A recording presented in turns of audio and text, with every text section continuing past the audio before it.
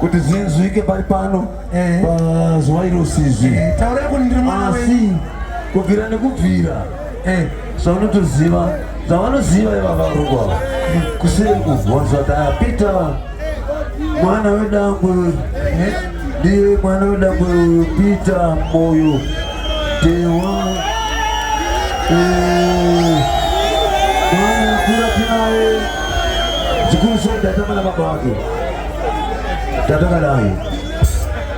vamwe yaona sevanokuta tagofu apa vanoonana vakanga apa meni uswa kati maya kuseri taionana anga kuri muona astrategies zvekasoti zvinhu zidi zvedekera ndara Peter takuti mumaudza vanhu kuti ayaya zvinorevei bosina ndizivi unaudza zotaura kuti ayaya urega uchibvunza hako asi ndipindura ndandizadzikise nhasi ndinyatsonzwa udaudza pati ayaya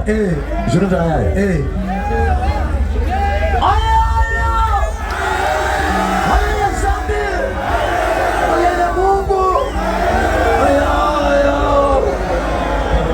ayaya aingoiti pasina ayaya kwadzati ayaya pane zvinenge zvichiitika zvekusanganisira ayaya paayaya nokuti ayaya takumboitsaoinini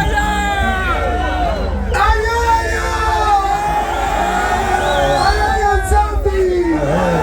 ayaya mbungu zvimwe zvacho hatizivi pani ndiyoyo ayaya iyoyo mungu ndimari zaya mungu ya ndimari ayaya nzambi ndimari